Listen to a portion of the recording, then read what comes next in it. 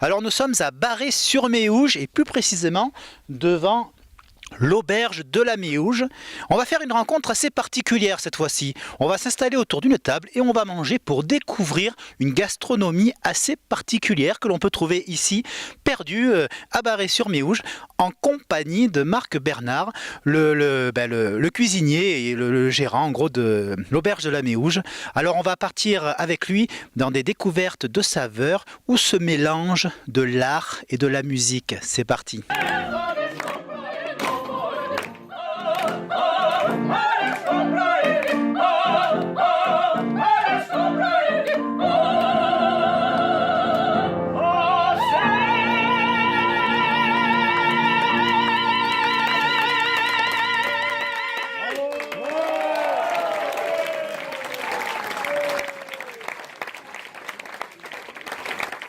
Eh ben, merci Marc de nous recevoir ici dans cette auberge avec ta chair et tendre. Oui.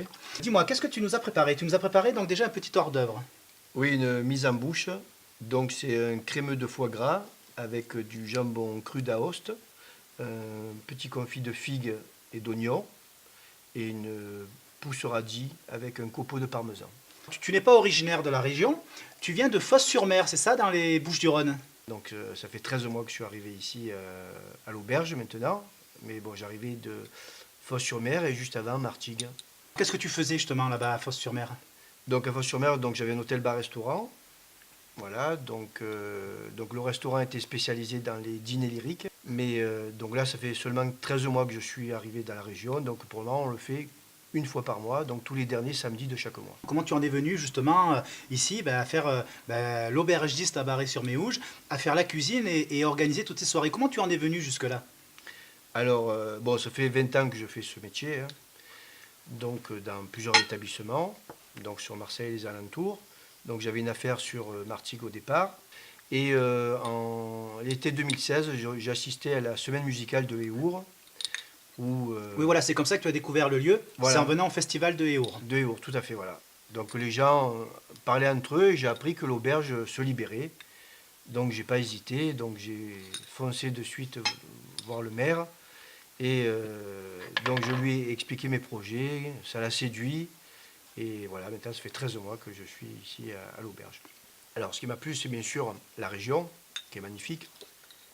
Et je suis vraiment venu ici dans la région pour me faire plaisir et puis partager ma passion, quoi.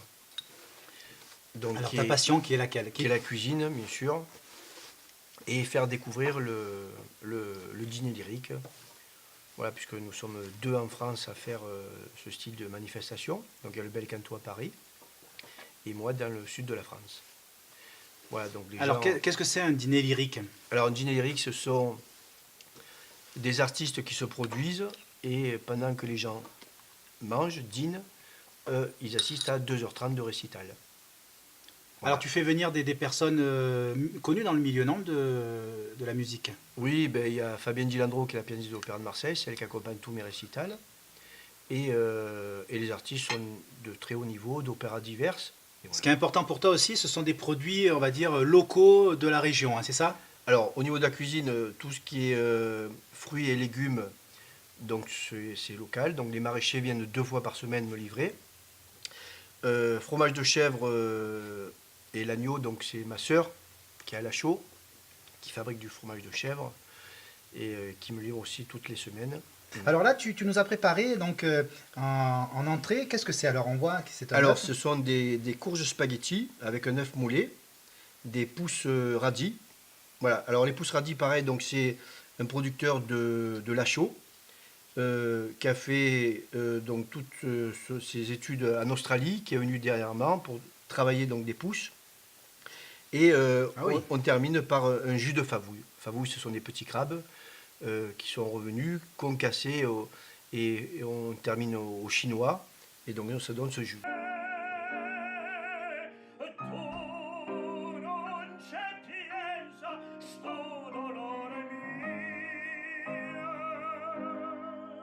Marc, donc, tu es un passionné de cuisine. Et là, d'ailleurs, donc pour le plat principal, tu nous as préparé quelque chose d'assez fabuleux. Dis-moi, qu'est-ce que c'est? Alors c'est un filet de rouget avec des algues et sésame. Voilà, donc là on a travaillé un peu la cuisine moléculaire, donc il y a des billes de citron, entre autres. Eh ben, donc il y a tout un processus avec de l'agar-agar, donc qui est aussi une algue, voilà. Et donc tout un processus qui fait qu'on va gélifier donc ces billes et en bouche ça va éclater avec le filet de rouget et donc avoir un éclatement, donc le citron, le goût citronné. Voilà. Alors, Donc c'est accompagné de petites courgettes avec une sauce grébiche et des œufs de truite et puis un trio de betteraves. Oui, bon, c'est une cuisine méditerranéenne. Et donc c'est vrai que depuis que j'ai rencontré donc Antinéa, donc il y a une sensibilité et une influence vers la cuisine végane, puisque dans la région de plus en plus il y a beaucoup de gens qui mangent vegan, c'est vrai. et donc j'ai pris une orientation aussi, une cuisine végane aussi. Alors c'est justement ce dont on va parler, hein, c'est la cuisine végane et moléculaire. Donc ce sont des projets que tu veux faire ici et faire découvrir justement aux gens du coin qui n'ont peut-être pas l'habitude de cette cuisine. Oui, ben on va faire une cuisine pour faire découvrir des saveurs, des goûts, des couleurs différentes. Et d'associer donc le côté ludique et le côté gustatif de la cuisine. Je suis avant tout un autodidacte, mais surtout un passionné. Et c'est vrai que très régulièrement, on va dire, allez, au moins 4 fois par mois, je vais manger dans des restaurants gastronomiques. Et c'est vrai qu'une fois qu'on a fait le tour et rencontré des personnes comme Guy Savoy, Alain Ducasse, donc c'est vrai qu'il y a une sensibilité, une influence au niveau de la cuisine. Voilà. Tu es, je crois, un des seuls, enfin peut-être même le seul de la région, à de temps en temps, pendant certaines soirées, à inviter d'autres cuisiniers pour faire découvrir d'autres cuisines, c'est ça, hein? Voilà, alors au mois de mars l'année dernière, donc, j'ai invité Colline Folquet, la finaliste Top Chef 2016, qui a fait le repas donc, de la soirée lors d'un dîner lyrique. Et là prochainement, donc, c'est une cuisinière de Lourmarais, donc Edith Malric, voilà, pour apporter une touche supplémentaire dans la région, une autre influence, d'autres techniques. On a parlé de ces fameuses soirées lyriques qui ont un très gros succès d'ailleurs. Et tellement un succès que moi je pensais que les gens venaient de moins d'Embrun, mais en fait ils viennent de même plus loin. Hein. Oui, alors les gens n'hésitent pas à faire 3 heures, 3 heures et demie de route. Voilà, donc les gens viennent de Nice, Cannes, Béziers, Sète, Albi, Montpellier, Avignon, Valence, quoi de partout. Là, les gens n'hésitent pas à faire 3 heures, 3 heures et demie de route. Et paradoxalement, il y a un public fidèle et nombreux dans le monde de l'opéra. Voilà. Mais là, la proximité des artistes change vraiment tous les paramètres. Et 40% des gens qui n'aimaient pas ou ne connaissaient pas l'opéra sont sortis d'ici bluffés et ont trouvé une révélation nouvelle. Et tous les artistes, même s'ils sont montés très haut maintenant, viennent vraiment par amitié. On arrive à la fin de ce repas, oui, de ce repas et aussi de cette rencontre hein, avec Marc et sa compagne. Donc on est au dessert. Alors, quelque chose d'assez incroyable, et rien que déjà à l'odeur, j'hallucine. C'est la première fois que je vois ça, c'est un dessert sucré-salé. Ouais, Marc. Donc, tatin d'aubergine sucrée avec une boule de glace framboise et une pâte feuilletée dessous le tatin. Et là, donc, on a une poire au four caramélisée, sauce roquefort, boule de glace vanille. Du roquefort dans le dessert.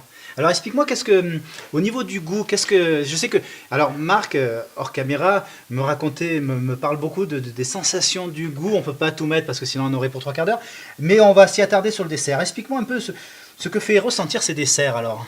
Alors en bouche, on va ressentir donc au départ donc la poire caramélisée, tiède.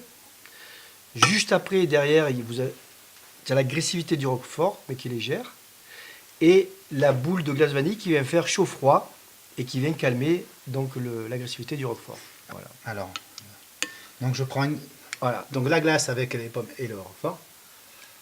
Voilà, et là la magie opère. Ah ouais. Ah étonnant. On pourrait croire en s'entend que ça va pas le faire. Ouais, Mais effectivement, hein, au niveau du goût... surpris. Ah ouais. Allez, on va pas vous faire languir plus longtemps, hein. Si jamais vous voulez passer un très bon moment, que ce soit pour déguster de belles assiettes avec des produits locaux et vraiment quelque chose d'assez extraordinaire, hein, comme la cuisine moléculaire, il suffit de venir ici, hein. Il faut traverser les gorges de la Méouge, il faut être courageux, mais déjà traverser les gorges c'est magnifique, hein. On avait déjà fait une petite émission. Traversez les gorges et vous venez ici à l'auberge de la Méouge où vous pourrez rencontrer donc, ce joli couple qui fait tout pour justement plaire et faire découvrir la région, hein, Marc. Tout à fait. C'est vraiment, on sent des passionnés. Alors effectivement, sa chérie qui est du coin, qui en plus l'a pas incité mais appris à changer sa cuisine. C'est ça, hein c'est ça, tu l'as amélioré, elle dit, tu vois, Marc. Elle a aidé à améliorer sa cuisine avec le local. Hein. Donc on a un mélange de méditerranéen et on va dire alpin. C'était en tout cas très bon. Je vous remercie à tous les deux de m'avoir reçu, Merci. hein, Merci pour AlpBH TV. Ouais. Quant à nous, on va se quitter. Si jamais vous voulez faire rencontrer une personne, on a souvent hein, dans nos coins une personne qui vaut le coup, qui mérite d'être montrée, enfin montrée, c'est un grand mot, mais vous voyez ce que je veux dire, ou alors une activité à faire dans la région, il suffit maintenant sur Facebook de nous envoyer un message. Voilà. N'hésitez pas aussi à liker, voilà, on va parler le verre. N'hésitez pas à liker la page et surtout à faire partager, parce que maintenant il paraît qu'il faut dire ça, il faut partager. En tout cas, nous on vous laisse sur ce très bon dessert de sucré salé. Je vous remercie beaucoup à tous les deux. Encore Chin Chin. Chin chin. Et voilà, donc bon début d'année. Tintin, merci. À la prochaine.